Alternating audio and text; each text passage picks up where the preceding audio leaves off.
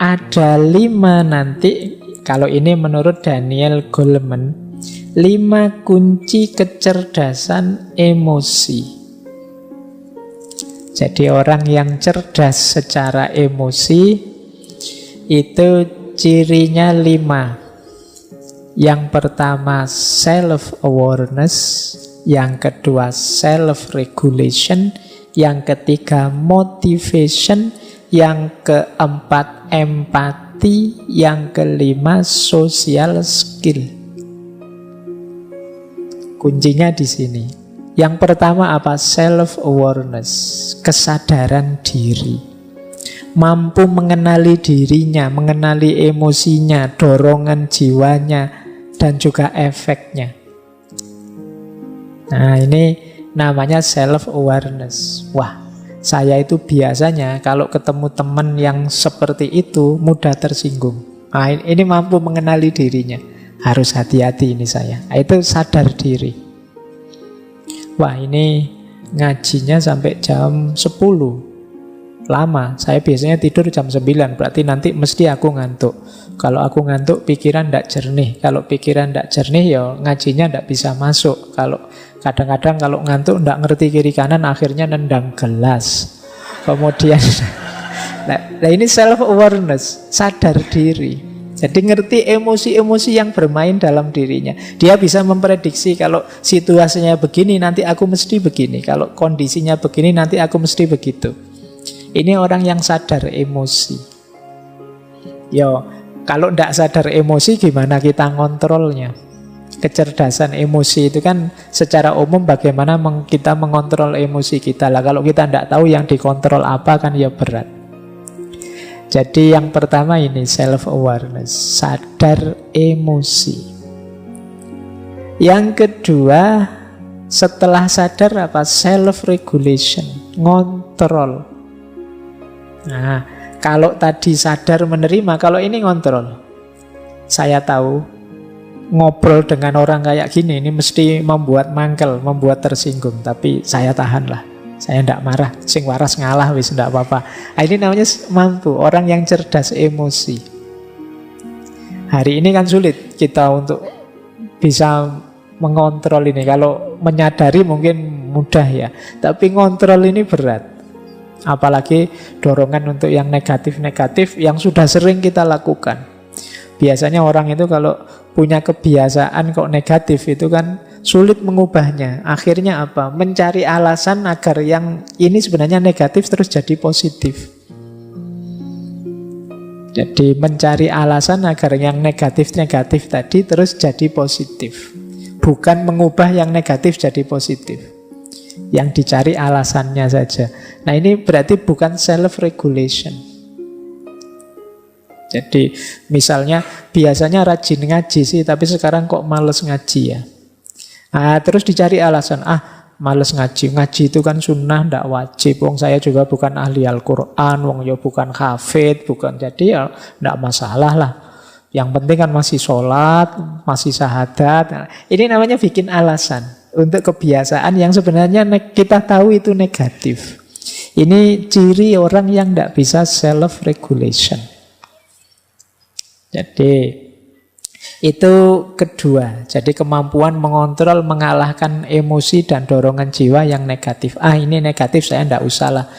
Misalnya buka HP, kok isinya begitu-begitu ya, ada gambar-gambar, ada video. Ini negatif, aku tidak usah lah. Jadi bukan malah, wah ini saya tidak sengaja loh ya, buka-buka sendiri loh, ini tidak begitu. Yang tidak sengaja kan tidak ada dosanya, salahnya sendiri yang upload. Ini bukan, ya enggak, itu namanya cari alasan. Kalau sudah tahu buruk ya kita tahan diri. Nah, ini namanya kemampuan emosi. Jadi kecerdasan emosi untuk melakukan self-regulation. Yang ketiga motivation. Motivation ya melakukan sesuatu dari dalam, bukan karena dorongan atau pamrih dari luar. Saya mau sih Pak rajin, asal imbalannya apa? Kalau masih ada asal imbalannya apa, berarti belum motivation, belum termotivasi, masih berpamrih. Jadi orang yang cerdas secara emosi, seperti saya jelaskan tadi, dia bisa memotivasi dirinya. Tidak menunggu dimotivasi orang. Kak sering ada teman-teman mahasiswa itu ketemu saya, gimana ya Pak caranya biar saya rajin membaca?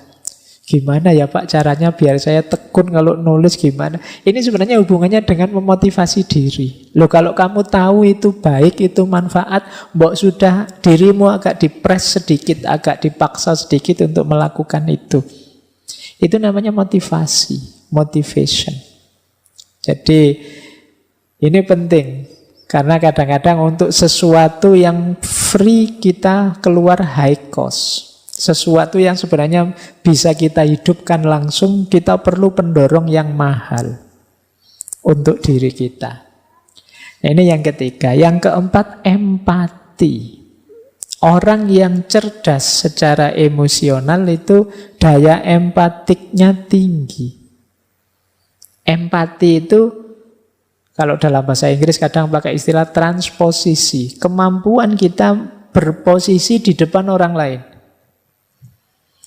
Misalnya, saya melihat teman-teman yang ngaji di sana, wah seandainya saya teman-teman mahasiswa yang ngaji dalam waktu 2 jam melotot ke sini terus, dalam itu mesti capek ya mesti. Kalian juga begitu. Wah aku kalau di posisinya Pak Faiz itu 2 jam ngomong terus, oh itu apa ya? Ini namanya empatik namanya, gitu loh. Jadi kemampuan kita memposisikan diri di posisi orang lain. Seandainya aku seperti dia yang sedang sayang-sayangnya kok terus ditinggal. Mestinya ya sedih hatiku mestinya. Nah, ini namanya kemampuan empatik. Ndak ingin aku menertawai dia tapi kok ya kasihan ya. Kalau aku di posisi dia ya, itu namanya empati. Kalau aku di posisi dia jadi orang yang khilaf sih tidak sengaja, tapi kemudian diserang kiri kanan, dimarahi, dianui, wah mestinya ya sedih. Sudahlah aku tidak usah ikut maki-maki, tidak usah menyerang. Ini namanya empati. Jadi kemampuan memposisikan diri di posisi orang lain. Ini akan jadi kunci nanti dalam hubungan sosial. Nah yang kelima, social skill. Social skill ini kemampuan menata hubungan, membangun jaringan dengan orang lain. Jadi orang yang mudah bergaul, enak bergaul, gampang diterima di mana-mana, itu namanya social skill. Ini ciri dari kecerdasan emosi. Orang yang cerdas emosi itu kan luwes seperti tadi, jadi bisa masuk kemana-mana, diterima di mana-mana. Nah, ini namanya kemampuan social skill. Nah, maka teman-teman untuk membangun kecerdasan emosi, kita dibutuhkan 5 kemampuan. Yang pertama self-awareness, yang kedua self-regulation, yang ketiga motivation, yang keempat empati, yang kelima social skill. Ini diingat-ingat nanti kuncinya di 5 hal ini. Baik, sekarang indikator sebelum nanti ke teknik-tekniknya. Kalau indikator ini nanti sebenarnya untuk mengukur apakah aku sudah cerdas secara emosi atau belum. Jadi yang pertama apa? Orang yang cerdas emosi itu biasanya mampu mengatasi stres, mengatasi tekanan. Jadi dia bisa bertahan meskipun mengalami peristiwa-peristiwa buruk. Tidak hancur karena tekanan. Yo masalah banyak sih, problem banyak. Pak saya itu sudah terancam DO, kemudian uang habis, kos-kosan belum bayar, kemudian pacar lari misalnya. Misalnya itu kan ruwet. Tapi saya ya tak bikin santai lah Pak, seneng saja lah Pak. Ini namanya cerdas secara emosi. Jadi mampu mengelola problem, tidak hancur karena problem. Nah, meskipun kadang kamu itu cerdas apa ndak waras. Oh, ya masalah sebesar itu kok cengenges-cengenges. Jadi, tapi memang di antara cirinya orang cerdas emosi itu mampu mengatasi stres. Dia tangguh. Yang kedua, daya tahan dirinya kuat. Jadi mampu menahan diri. Saya siap melekan hari ini demi besok tulisanku selesai. Ini kemampuan daya tahan diri. Jadi melekan itu kan tidak enak, tapi aku siap menahan tidak enak sebentar demi kenyamanan yang lebih besar nanti. Ini orang cerdas emosi. Sudahlah, saya tahan saja dimarah-marahi dosen, yang penting nanti ditandatangani lah. Ini lumayan emosimu, cerdas secara emosi. Paling nanti dosennya lah ya bosen-bosen sendiri sama saya. Lama-lama ya ditandatangani. Nah, ini ciri kedua. Jadi orang yang cerdas emosi itu punya daya tahan diri yang bagus. Punya ketangguhan, keuletan, kesabaran mengikuti proses. Saya tahu tidak ada yang instan, maka ya saya ikuti prosesnya. Ini mampu mengendalikan diri. Yang ketiga, orang cerdas emosi itu mampu mengelola suasana hati seperti yang dia inginkan. Jadi biasanya orangnya tenang. Ada masalah ya, tapi bukan berarti aku harus gelisah. Ada problem ya, kadang-kadang ya sedih, kadang-kadang ya ruwet hidup ini, tapi ya tenang saja. Nah, kalau bahasanya agama kan mutmainnah. Jadi batinnya sudah stabil. Apapun yang terjadi tidak belok-belok sudah, tidak naik turun lagi. Nah, ini orang yang cerdas secara emosi. Yang keempat, mampu motivasi diri. Tadi sudah dijelaskan ya, bagaimana orang tidak perlu pendorong dari luar dirinya untuk melakukan sesuatu. Yang kelima, mampu memahami orang lain lewat empati. Dan yang keenam, mampu bergaul dengan baik. Kok punya teman pintar sekali bergaul, di mana-mana disukai. Ini berarti kecerdasan emosinya tinggi. Berarti apa, teman-teman? Melatih kecerdasan emosi itu sebenarnya melatih untuk melakukan 6 hal ini. Yang pertama, latihan untuk tangguh, tidak runtuh meskipun banyak masalah yang menekan kita. Yang kedua, latihan mengendalikan diri, menahan diri. Yang ketiga, latihan tenang, latihan mengendalikan suasana hati. Yang keempat, mampu memotivasi diri kita untuk melakukan sesuatu tanpa butuh pendorong, tanpa butuh pamrih dari luar diri. Yang kelima, mampu empatik, memahami orang lain di posisinya. Dan yang terakhir, mampu bergaul dengan siapa saja dengan cara menyenangkan, mampu tenggang rasa terhadap orang lain. Nah, ini 6 indikator orang yang cerdas emosinya. Oke, nah kita sekarang ke inti teorinya. Sejak tadi belum inti, masih pengantar.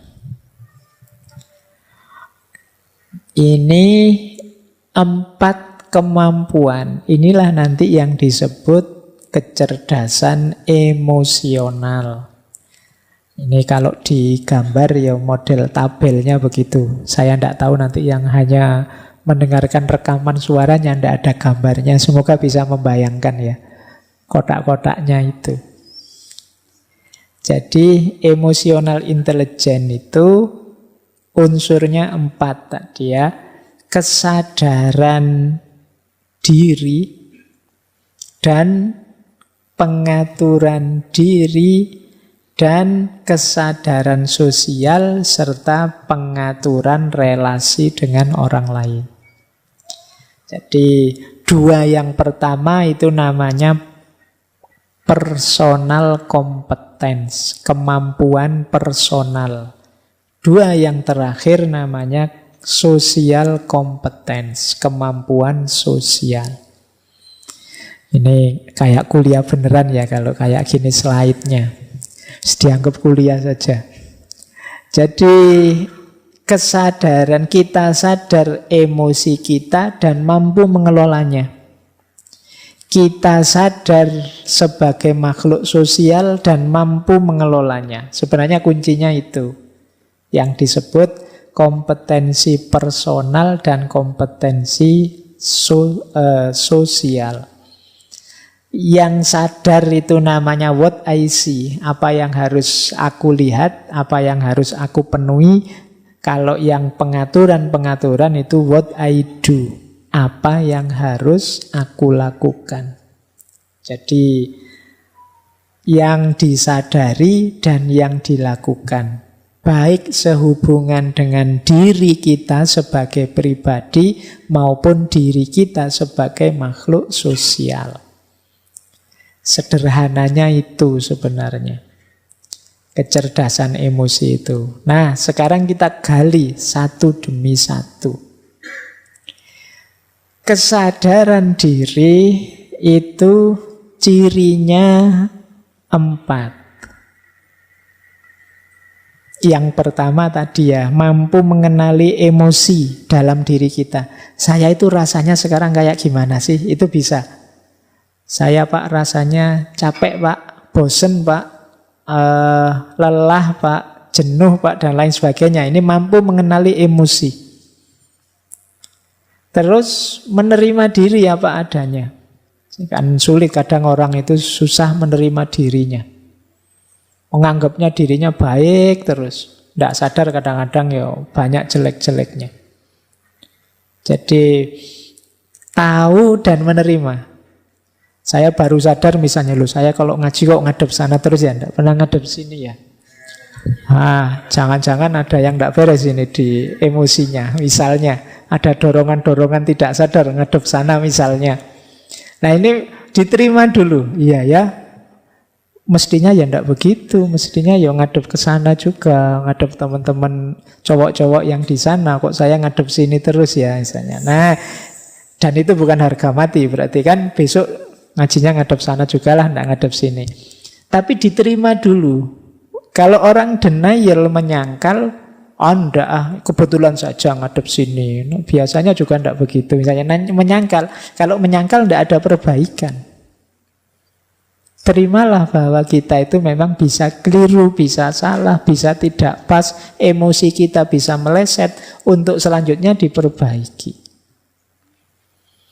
Termasuk self-awareness itu percaya diri. Nah, cuma percaya diri sesuai kenyataan diri kita. Hari ini kan banyak orang itu memotivasi kita. Pokoknya kamu bisa deh, kamu bisa deh. Ya, tapi ya harus sadar kenyataan juga. Misalnya, wah saya pengen 2024 tak nyalon presiden ya. Wah terus bisa Pak. Ya.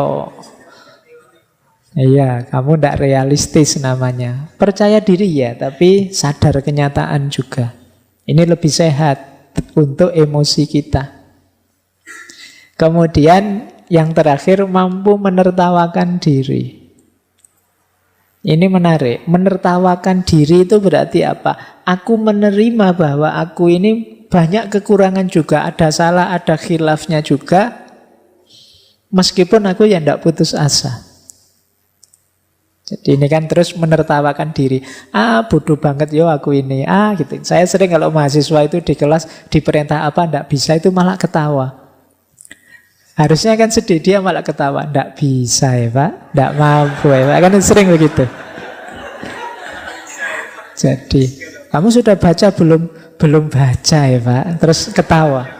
Tidak apa-apa loh. Anggap saja itu menertawakan dirimu. Kadang-kadang kan aku heran loh, kamu ketawa yang diketawain siapa? Oh mungkin dirinya sendiri bahwa betapa konyolnya aku, betapa tidak bertanggung jawabnya aku. Tidak masalah, jadi salah tidak membawa putus asa, tapi membawa penertawaan diri bahwa aku ini memang Belum baik, aku ini memang belum bagus, saatnya untuk diperbaiki. Nah, ini ciri-ciri orang sadar diri. Nah, strateginya apa untuk membangun kesadaran diri? Yang pertama, ayo merenungi nilai-nilai hidup. Kesadaran diri itu selalu gandeng, selalu bersama dengan nilai-nilai hidup. Orang bisa memvalue dirinya itu kan dasarnya nilai yang dia pegangi. Aku kok marah, padahal harusnya aku ini penyabar loh. Dalam hidup ini yang lebih utama itu sabar. Loh, sabar itu nilai yang kita yakini utama. Sehingga ketika kita marah berarti kita keluar dari nilai yang kita yakini. Loh, aku kok ngamuan padahal aku ini orang Islam. Katanya Islam itu rahmatan lil alamin, cinta damai. Berarti meleset yang aku lakukan ini. Loh, itu kesadarannya muncul karena kita sadar nilai. Yo, nilai ini jadi standarnya. Kalau kita tidak punya standar, ya kita tidak tahu sudah meleset apa belum.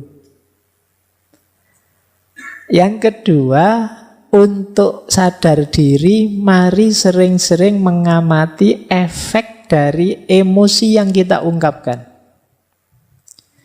Saya marah-marah tadi loh, kira-kira ada baiknya enggak sih? Aku maki-maki tadi kira-kira positifnya apa ya? Coba sekali-sekali teman-teman melakukan itu. Apa sekedar kelegaan perasaan saja? Tidakkah itu menyakiti orang lain? Tidakkah itu menambah masalah saja? Tidakkah itu memutus silaturahim persaudaraan? Ini namanya memperhatikan efek dari emosi. Kita itu sering demi kelegaan sesaat mengorbankan nilai-nilai yang jauh lebih tinggi, lebih besar. Ini berarti kita belum cerdas secara emosi. Biarlah aku menahan diri meskipun dia maki-maki aku seperti itu. Asal kita tetap bersaudara, tidak apa-apalah. Ini kan tidak enak, tapi demi nilai yang lebih tinggi, kepentingan yang lebih besar. Kemudian penting juga kita pahami apa atau siapa yang bisa menekan tombol. Ini istilahnya menekan tombol. Ini ada teman kalau ngomong nyelekit. Ketemu yang kayak gini ini biasanya aku mudah terpancing marah. Jadi kita waspada. Awas ini anak cerewet yang tadi ini. Itu kita tahu dia yang bisa menekan tombol kita. Atau bukan orang tapi peristiwa. Atau apapun itu. Jadi kita terus waspada, ngerti. Ini yang bisa mancing aku jadi meleset. Ini yang bisa mengarahkanku jadi kacau ini. Kemudian cari feedback yang bagus. Manusia itu ada keterbatasannya, termasuk ketika kita membaca diri kita sendiri. Seringkali tidak objektif. Yang jelek kita anggap baik dan lain sebagainya. Maka pendapat orang, komentar orang perlu kita cari juga. Jangan-jangan kita merasa ngomongnya sudah baik, ternyata menyakiti orang. Ini namanya feedback. Untuk dapat feedback yang baik, kita perlu teman yang dipercaya. Cari teman yang bisa dipercaya. Kemudian tetapkan tujuan. Saya harus lebih baik. Saya harus lebih sabar, saya harus lebih pemaaf, saya harus lebih santun ngomongnya. Ini namanya ada tujuan. Biasanya orang itu kalau ada tujuan lebih mudah untuk diwujudkan. Kemudian yang terakhir, jangan menunggu atau menunda. Iya Pak, yang disampaikan Pak Faiz itu menurut saya penting, bagus. Tapi besok lah Pak, masa. Itu namanya nunggu-nunda. Ada banyak hal yang kita tunda-tunda terus. Mungkin kalau kebaikan yang kita ketahui sudah kita jalankan semua, itu kita sudah bisa jadi superhero harusnya. Tapi kan sebagian besar kita tunda. Mau bantu orang besok saja. Mau belajar nanti saja kalau sudah. Akhirnya banyak yang keteteran. Kita tidak jadi cerdas secara emosi karena ditunda terus. Kemudian manajemen, self-management, menata diri. Kalau sudah mengenali diri, sekarang menata diri. Menata diri cirinya 4. Yang pertama, kontrol dan pengarahan. Saya mampu marah, saya mampu sayang, saya mampu jengkel, saya mampu takut, dan lain sebagainya. Cuma menggunakannya pas, itu namanya mampu ngontrol. Kemudian ciri orang yang bisa self-management itu berpikir sebelum bertindak. Mikir dulu, jangan pukul dulu, mikir belakangan. Dibalik. Jadi dipikir dulu, apapun yang mau dilakukan coba dipikir dulu. Itu namanya kemampuan self-management. Berintegritas dapat dipercaya. Jadi orang yang teguh pada prinsip, pada nilai, pada pendiriannya. Ini namanya orang yang berintegritas. Dan dia dapat dipercaya. Jangan takut dengan saya jujur kok. Saya kalau disuruh jaga rahasia, ya saya jaga beneran. Nah, ini namanya berintegritas. Kemudian mampu beradaptasi menghadapi keragaman. Seperti tadi ya, seperti sabuk. Tadi kita lentur menghadapi perubahan-perubahan situasi. Ini ciri orang yang self-management, mampu menata diri. Strateginya 4 untuk memudahkan self-management. Yang pertama apa? Kendalikan self-talk. Self-talk itu vonis kita, penilaian kita, rayuan kita pada diri kita sendiri, itu self-talk. Jangan sering-sering bilang, aku kok begitu ya, dasar bodoh. Nah, ini self-talk. Nganggap dirinya sendiri bodoh. Jadi bicaralah yang baik-baik terhadap dirimu. Karena itu akan jadi mantra yang membentukmu. Jadi kalau teman-teman membaca diri, aku masih bisa lebih baik, daripada bilang pada dirimu, aku ini orangnya jelek. Nah, jadi ini penting self-talk ini. Kita itu sering mensugesti diri kita secara negatif. Dan biasanya ya ke situ nanti diri kita terbentuk. Siapa sih saya ini Pak? Saya itu hanya remah-remah. Iya, kan sering kemarin anak-anak bilang begitu. Ya kamu akan jadi remah-remah beneran. Akan lebih positif ya, masih banyak hal yang belum saya mampu Pak, tapi insya Allah tidak lama lagi yang ingin saya bisa akan saya kuasai. Nah, itu kan lebih positif, membuatmu bersemangat untuk berjuang. Jadi kendalikan self-talk. Kemudian hitung sampai 10. Ini sebenarnya adagium. Jadi hitung sampai 10 itu kalau mau melakukan apa-apa dipikir dulu. Wah, kurang ajar dia, ngomong jelek tentang aku di medsos, tak bales sebelum bales dihitung dulu sampai 10. Bales bener apa enggak, nanti efeknya apa kalau dibales. Sudahlah, pokoknya harus menang. Kedua, dibales tenan apa enggak, nanti sampai 10 kali coba, undur sampai 10 kali. Ini sebenarnya memberi kesempatan kita untuk berpikir dulu deh, pertimbangkan masak-masak, termasuk efeknya. Karena kalau sudah terkirim, apalagi sudah dibaca sana, nanti jangan-jangan masalah baru muncul. Sudah terlanjur diucapkan, didengarkan orang, jangan-jangan problem baru lahir. Wong kalau sudah diucapkan, dia sudah menjelma jadi energi suara. Yang energi ini tidak akan hilang, tidak akan habis. Kalau itu negatif, dia akan negatif selamanya. Nah, jadi hitung sampai 10. Kalau masih kurang, hitung sampai 100. Masih kurang, hitung sampai 1000. Sampai 10.000 boleh. Pak, saya mau marah Pak. Ayo ngitung dulu sampai 100. 1, 2. Wah, tambah marah saya Pak. Jengkel gara-gara ngitungnya tadi Pak. Ayo ngitung sampai 10.000 kalau gitu ngitung. Jadi untuk meredakan emosi, biar pikiran jernih kembali. Kemudian ada lagi tips yang bilang banyak senyum dan gembira. Itu mencerahkan pikiran. Ya kalau kita merengut saja, kalau kita susah diajak ketawa, diajak senyum, itu biasanya sepaneng kalau bahasa Jawa nih. Kaku, tegang terus. Itu ndak enak. Bergaul dengan teman yang kaku kayak gini kan ndak enak. Ndak bisa diajak guyon. Dari mana Mas? Dari belakang. Kan sulit, tidak enak. Mau kemana? Mau ke depan. Tidak bisa diajak guyon.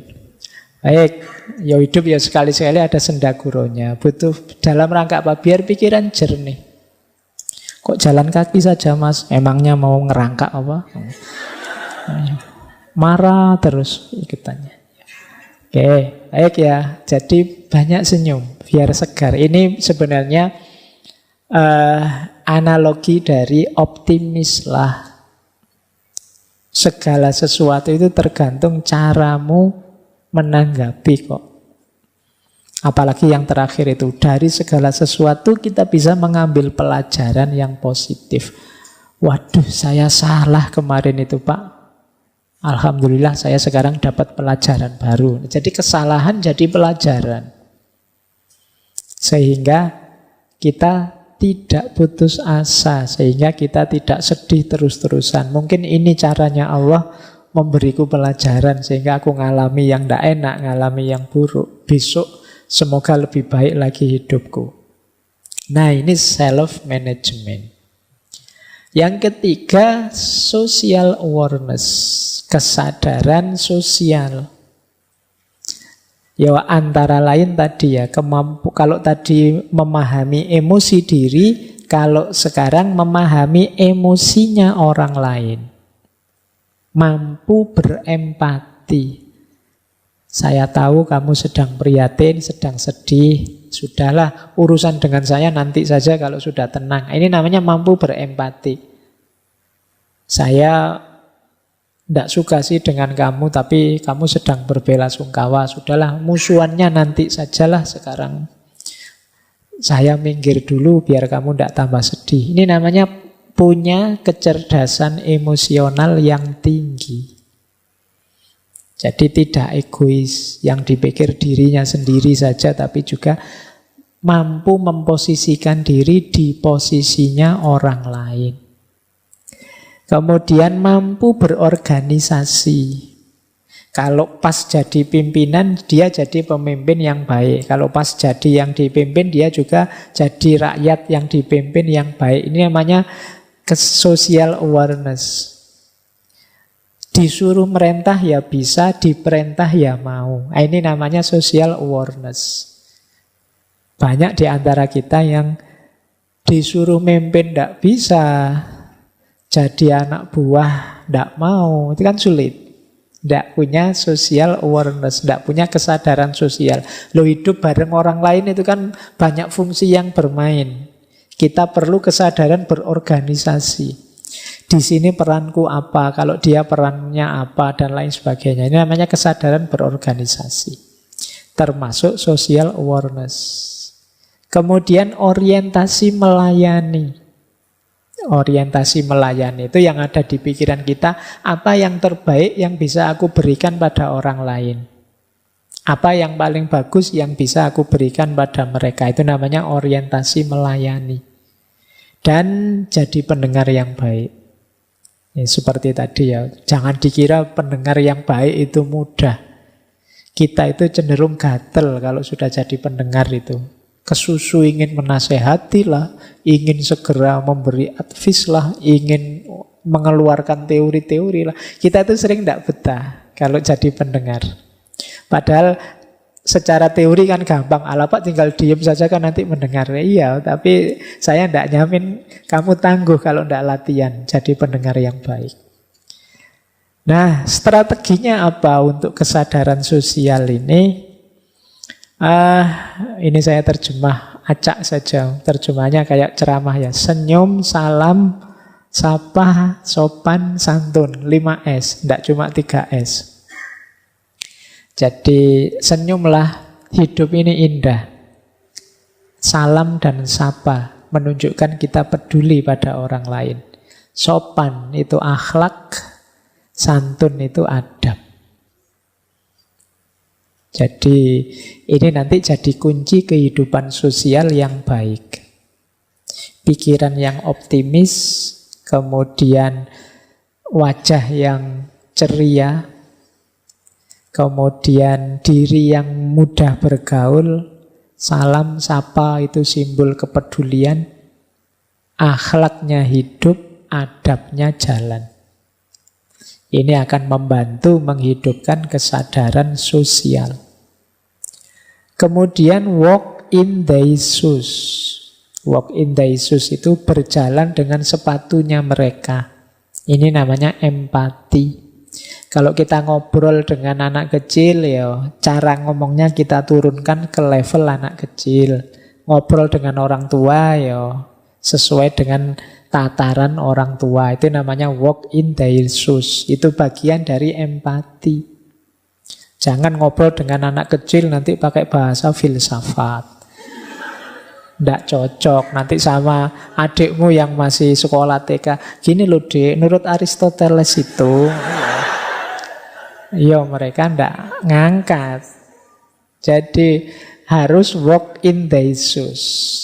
Jadi biar ngerti sesuai dengan level mereka. Ini termasuk kemampuan sosial, kesadaran sosial.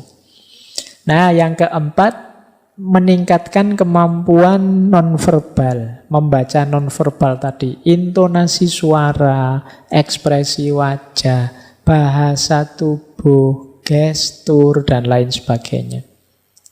Nah, ini kita juga harus cerdas. Jadi berhadapan dengan orang itu kadang-kadang dia kesulitan mengungkapkan tapi kelihatan dari gelagatnya. Jadi mungkin intonasi suaranya tiba-tiba jadi bulat misalnya. Waduh, gimana ya Pak? Salah itu berarti dia sedang gelisah. Atau ekspresi wajahnya. Atau bahasa tubuhnya. Gestur yang dia pakai dan lain sebagainya. Entah sadar entah tidak. Nah itu kalau kita cerdas di sini ya berarti kemampuan emosional kita lumayan. Karena dia bagian dari kesadaran sosial. Baik, nah ini yang keempat. Skill dari kecerdasan emosional yaitu relationship management. Jadi mampu mengatur, memanage hubungan dengan siapa saja. Tidak hanya harus dengan istri atau dengan anak atau dengan pacar. Dengan siapa saja. Cirinya 4. Yang pertama, mampu menjalin hubungan. Banyak orang yang sulit menjalin hubungan. Banyak orang yang mau kenalan saja bulet sampai semester 3 baru kenalan. Itu berarti dia sulit menjalin hubungan. Dilirik-lirik terus nggak berani nyopo, nggak berani, itu berarti sulit menjalin hubungan. Sementara temennya yang lain itu hari pertama sudah kenal nama-nama temennya sak kelas. Nah, itu berarti dia punya kemampuan relationship management yang bagus. Ada orang yang sulit, ada orang yang mudah. Tapi seperti saya bilang tadi, ini bukan harga mati. Jadi setiap orang bisa kok kalau memang ingin. Pak, saya ingin jadi orang yang ramah, apa bisa ya Pak? Bisa. Saya ingin jadi orang yang mudah dikenal, mudah dekat dengan orang lain, bisa. Nah, yang kedua, mampu menemukan dasar yang sama dan membangun kebersamaan. Jadi biasanya orang itu suka melihat aku dan kamu bedanya apa. Tapi orang yang punya kemampuan relationship management itu justru lebih melihat samanya apa. Wah, kita sama-sama senang ngaji filsafat nih. Meskipun nanti mungkin di medsos gegeran lagi. Tapi kan ada yang dilihat dasar yang sama. Jadi kalau Bhinneka Tunggal Ika itu yang difokusi yang ikanya. Jadi, wah sama-sama orang Jogja, meleset orang Jogjanya ya, kita sama-sama Muslim, meleset Muslimnya, kita sama-sama Indonesia kok, meleset Indonesianya, kita sama-sama warga dunia, meleset warga dunianya kita sama-sama manusia, meleset manusia, ya kita makhluknya Allah semua lah ya. Jadi ini namanya kesadaran membangun kebersamaan. Jadi selalu ada alasan untuk kita hidup bersama saling rukun. Cuma memang orang itu biasanya lebih suka mencari basis yang berbeda. Wah, kamu pro kubu sana ya? berarti musuhku ini. Nah, terus begitu. Hari ini kan logika kita selalu begitu. Tidak, wah kamu pro kubu sana ya, enggak apa-apalah. Yang penting kan kita masih sama-sama Indonesia. Kubu sana juga Indonesia. Nah, ini namanya kemampuan menjalin hubungan dengan dasar yang sama. Lebih fokus melihat samanya. Wah kamu alirannya itu ya, enggak apa-apa. Sama-sama Muslim kok kita. Sama-sama Indonesianya kok kita. Nah, ini namanya kemampuan menemukan dasar yang sama. Kemudian persuasif. Jadi persuasif ini biasanya lawannya agresif. Agresif itu ingin menguasai, ingin mendominasi, ingin menang-menangan. Tapi kalau persuasif, ya saling mempengaruhi dalam kebaikan dengan cara yang baik. Kadang-kadang diartikan membujuk, merayu, itu kan persuasi. Jadi karakter orang yang bagus, manajemen hubungannya itu persuasif. Jadi mendorong orang, membangkitkan orang tanpa harus mendominasi, tanpa harus memaksa, tanpa harus menyerang. Kemudian komitmen, dedikasi, dan melayani. Jadi hidup bersama itu kan biasanya kan ada kesepakatan bersama. Ada keinginan bersama, cita-cita bersama. Nah, orang yang canggih pengaturan emosinya itu mampu berkomitmen. Jadi, wah ini urusan bareng-bareng kita bersama. Tidak apa-apalah saya sedikit berkorban. Yang penting keinginan kita bersama tercapai. Ini namanya komitmen. Kemudian dedikasi. Dedikasi itu yang mempersembahkan diri. Untuk demi kebersamaan. Nyambung dengan melayani tadi.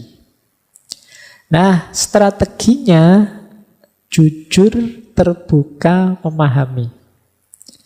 Jadi kalau kita jujur itu enak. Orang tahu apa yang kita inginkan, apa yang kita sukai atau tidak kita sukai. Kemudian terbuka. Orang terbuka itu enak karena dia masih bisa diajak ngobrol, dia masih bisa diajak diskusi, dia masih bisa saling menasehati. Karena kalau orang sudah tertutup, mengklaim dirinya yang paling benar, paling tinggi, paling baik, paling bagus, dia tidak akan bisa saling dengan kita. Dia pasti inginnya dia lebih tinggi, kita di bawahnya. Kalau sudah seperti ini, ya sulit untuk membangun hubungan yang baik. Makanya ada hadis yang menyatakan kita harus menolong saudara kita baik yang zalim atau yang mazlum. Zalim ini ingin berposisi di atas. Mazlum itu yang memposisikan dirinya di bawah. Dua-duanya harus kita tolong. Karena relasi yang zalim dan mazlum ini relasi yang tidak sehat. Bahkan relasi yang tabrakan dengan semangat tauhid. Jadi terbuka dan mau memahami. Mau menerima kritik, mau ngaku, mau memperbaiki kalau salah. Itu kan enak. Kita punya teman dikritik tidak marah. Kalau pas salah ya dia ngaku. Begitu sadar salah dia siap memperbaiki. Kita lebih senang teman yang seperti ini daripada teman yang mungkin pinter tapi ingin menang terus, ingin unggul terus, tidak mau disalahkan. Maka kembangkanlah mental ini kalau ingin jadi pribadi yang menyenangkan, disukai. Jadi sadari bahwa kita itu ya banyak kelemahan. Terima kasih masih ada teman yang mengingatkan. Kemudian akui kalau kita memang salah dan siap memperbaiki. Nah, ini strategi kedua. Yang ketiga, mengakui yang dirasakan orang lain. Ini bagian dari empati tadi. Kalau ada teman curhat bilang saya sedih, oh iya, tidak apa-apa, yang sabar. Ya, ini namanya menerima dan mengakui yang dirasakan oleh orang lain. Kemudian hargai setiap momen kebersamaan. Jadi kan ada orang itu kalau pas bareng-bareng malah tidak saling peduli, saling cuek. Ya ini berarti kurang bagus relationship manajemennya. Lama tidak ketemu, begitu ketemu gimana kabarnya? Baik, terus sudah. Yang satu pegang HP ngadep sana, satu pegang HP ngadep sana. Nah, berarti momen yang sebenarnya berharga tapi jadinya tidak dihargai.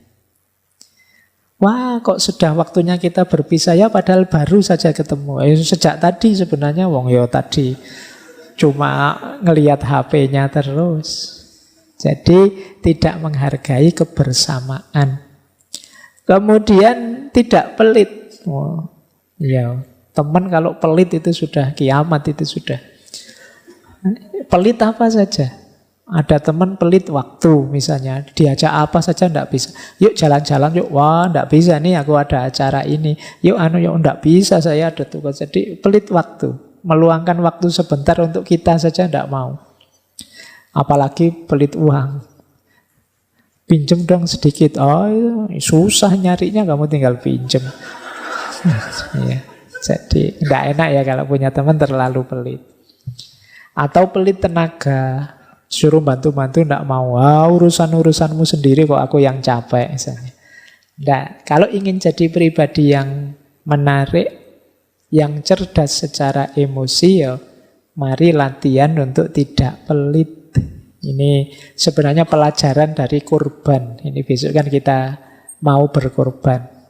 Dunia ini masih tetap tertib, aman, enak, nyaman karena banyak orang yang masih mau berkorban.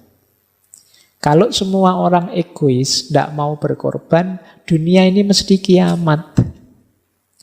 Kalau orang tua egois, tidak mau kalah sama anaknya, dia ingin enak sendiri, anak urusan nanti, itu keteteran mesti dalam keluarga. Anak juga begitu, tidak peduli orang tua, mesti kacau. Harus ada yang punya jiwa, punya semangat berkorban. Dosen misalnya, ya mungkin mengorbankan waktu, mengorbankan tenaga, mengorbankan biaya untuk mahasiswanya, wajar. Kalau dosen, aku enggak mau capek-capek untuk kamu, atau enggak mau ya sulit punya mahasiswa yang berkualitas. Jadi di antara rahasia relationship management itu ya kesediaan untuk saling berkorban, tidak pelit. Baik. Nah, kalau ini tips umumnya. Kalau tadi kan 4 yang harus kita lakukan untuk mengembangkan kecerdasan emosi kita. Pertama, yuk kita terus-menerus membaca diri kita tanpa henti. Kenapa kok tanpa henti? Karena kita itu bukan barang mati. Jadi mungkin kita berubah seiring pengalaman yang kita peroleh. Baik pengalaman baik atau pengalaman buruk. Maka harus ada waktu yang kita sempatkan untuk muhasabah, mengenali diri kita sendiri. Dan itu kontinu, rutin, terus-menerus. Kemudian kita pahami apa sih tujuan hidup kita ini. Ini akan membuat kita lebih semangat menjalaninya. Kita melakukan sesuatu dan punya tujuan itu kan lebih kondusif daripada tidak tahu nanti mau kemana. Saya jadi orang baik itu mau apa atau Pak. Itu kalau kita tidak tahu tujuannya kemana itu kan semangatnya kurang. Tapi kalau kita tahu tidak Pak, ini dalam rangka memperoleh ridhonya Allah misalnya. Itu kan tujuannya jelas. Ini dalam rangka biar adil makmur kita, itu tujuannya jelas. Jadi mari memperjelas tujuan. Kemudian mari menegaskan perilaku yang ingin kita jaga. Maksudnya kita ini kan pasti ada sifat-sifat baik dalam diri kita. Nah, yang baik ini ingin kita jaga. Tapi ayo ditegaskan. Pak, saya itu meskipun tidak terlalu pinter, tapi saya itu tekun, Pak. Ini akan saya jaga, Pak. Ini namanya menegaskan perilaku yang ingin kita jaga. Sekaligus mengidentifikasi perilaku yang ingin kita kembangkan. Saya orangnya tidak sabaran, Pak, tapi saya ingin jadi orang sabar. Ini berarti perilaku yang ingin saya kembangkan. Kita latihan untuk jadi orang sabar. Kemudian membiasakan diri dengan perilaku baru yang lebih baik. Jadi karakter, sifat, perilaku itu kan dia tertanam kalau kita biasakan. Maka riyadhah kita antara lain membiasakan perilaku yang baik. Kemudian menelaah buah atau efek dari apa yang kita lakukan. Kita itu kan sering perbuatan kita dasarnya dorongan emosi. Nah, mungkin saat kita jalankan kita tidak sadar, tapi selanjutnya mari kita berefleksi. Tadi aku ngomong gitu itu pantas tidak sih? Tadi aku mengungkapkan yang seperti itu sopan tidak sih? Nah, ini namanya mikir efek dari yang sudah kita lakukan. Nah, kalau kita mengembangkan kecerdasan emosional kita secara tekun dengan cara-cara ini ya seperti di awal tadi, maka kemungkinan akan IQ kita nilainya akan semakin meningkat. Jadi kecerdasan emosi kita akan meningkat. Kalau tadi disebut bahwa ini sekitar 40% lebih menentukan kesuksesan kita, ya berarti kita sudah punya 40% variabel kesuksesan ketika kita bisa menaklukkan emosi kita. Baik, ini waktunya sudah tinggal 10 menit. Ini kalimat dari Daniel Goleman. Itu wajahnya. Ya. Kata Goleman, kalau engkau tidak menguasai emosimu, tidak sadar tentang dirimu, tidak mampu menata tekanan emosimu, tidak memiliki empati, tidak memiliki hubungan yang baik, maka sepintar apapun dirimu, engkau tidak akan dapat melangkah jauh. Jadi ya engkau akan jago kandang saja, hebat tapi untuk dirimu saja, pinter tapi untuk dirimu saja. Kamu tidak akan bisa sukses kemana-mana. Jadi engkau tidak akan tercapai cita-citamu, keinginanmu yang tinggi. Karena itu tadi, kamu tidak kenal dirimu. Apalagi yang berhubungan dengan orang lain. Nah, ini quotes dari Daniel Goleman. Kemudian ada dari Aristoteles. Kata Aristoteles, siapapun bisa marah. Mudah marah itu. Kalian kan tidak pernah kursus caranya marah yang baik, itu kan tidak ada. Otomatis orang itu bisa marah. Tapi kata Aristoteles, marah kepada orang yang tepat, dengan kadar yang tepat, di waktu yang tepat, untuk tujuan yang tepat, dengan cara yang tepat, tidak dimiliki semua orang. Karena itu tidak mudah. Atau jangan-jangan tidak ada. Sulit loh marah kepada orang yang tepat saja. Ini kita juga mungkin milih-milih. Kadang apa seharusnya kita marah. Kadang-kadang saatnya kita memaklumi kita marah. Saatnya kita menasehati kita marah. Saatnya kita nuntun kita marahi. Ada orang sesat dimarahi. Padahal kalau orang sesat itu kan ya dituntun biar benar, malah dimarahi. Itu kayak orang jalan-jalan, Pak, mau ke Jogja. Loh, sampean kok malah ke arah Jakarta, dasar kurang ngajar. Kan tidak begitu. Ya ditunjukkan arah yang benar kalau memang sesat. Nah, marah pada orang yang tepat. Apalagi dengan kadar yang tepat. Kadang-kadang kita kan sering over. Marah itu kan kadang salahnya kecil, marahnya besar. Kan sulit kan kita marah kecil. Saya pingin marah Pak, tapi kecil saja kan nggak bisa. Marah itu selalu heboh, mesti besar. Padahal salahnya kecil. Kemudian di waktu yang tepat. Ini juga perlu pembacaan detail. Untuk tujuan yang tepat. Biasanya kalau marah kan kita tidak mikir tujuan. Apa setelah marah terus urusan selesai? Apa setelah marah terus yang kacau jadi beres? Dan lain sebagainya. Maka pastikan kalau marah tujuannya tepat, caranya juga tepat. Karena ini memang sesuatu yang tidak mudah. Nah, pada akhirnya kita tutup dengan kalimat dari Benjamin Franklin. Apapun yang dimulai dengan kemarahan akan berakhir dalam rasa malu. Jadi orang marah pikirannya tidak jernih. Maka tadi ya, kecerdasan emosi itu mix antara emosi dengan pikiran, dengan akal yang jalan. Marah itu menandakan emosinya tidak terkontrol. Biasanya malu. Kalau tidak percaya, kalau sedang marah, teman-teman kan sekarang sadar ponsel itu kan, kalau ada yang marah coba di video. Ya, terus ditonton. Jarang orang, wah cakep banget ya aku pas marah, kan jarang begitu mesti. Mesti nganggep pas marah mesti jelek. Kan banyak ya sekarang kamera-kamera candid itu pas orang lagi marah-marah, lagi nendang-nendang lagi itu. Itu kan kita nonton saja kan rasanya jelek.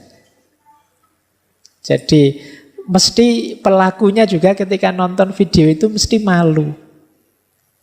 Jadi kemarahan itu, segala yang dimulai dengan kemarahan akan berakhir dengan rasa malu.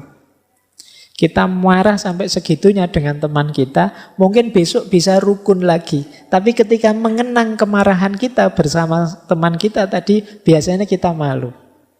Iya ya, sekarang kita rukun, dulu saya sampai kayak gitu marahnya. Kamu sih misalnya. Tapi kan kita malu. Kita lepas kontrol sampai marah. Maka emotional quotient, kecerdasan emosi ini penting untuk kita hidup sukses, hidup nyaman. Bahkan ada yang bilang sampai 80%, ada yang nulis sampai 85%. Unsur kesuksesan kita terletak pada kecerdasan emosi ini. Kalau menggunakan bahasa agama, ya kecerdasan emosi ini mungkin berhubungan dengan muhasabah dan muraqabah. Muhasabah itu kemampuan kita menyadari diri, membaca diri, menata diri. Kalau muraqabah itu apapun yang kita lakukan jangan lupa kita selalu diawasi oleh Allah. Jadi jangan sembarangan. Jadi laksanakan segalanya sesuai dosis dan porsinya. Karena Allah selalu melihat, jangan sampai kita malu di hadapan Allah. Nah ini kesadaran muraqabah namanya. Jadi kalau kita ada di tataran muhasabah dan muraqabah ini, insya Allah kecerdasan emosi kita akan terjamin. Perilaku kita lahir dan batin lebih tertata. Baik, saya kira itu teman-teman sudah jam 10 untuk materi malam hari ini. Insya Allah minggu depan kita lanjutkan lebih dalam lagi, yaitu kecerdasan spiritual. Saya akhiri sekian, kurang lebihnya mohon maaf. Wallahul muwaffiq, wallahu a'lamu bissawab. Wassalamualaikum warahmatullahi wabarakatuh.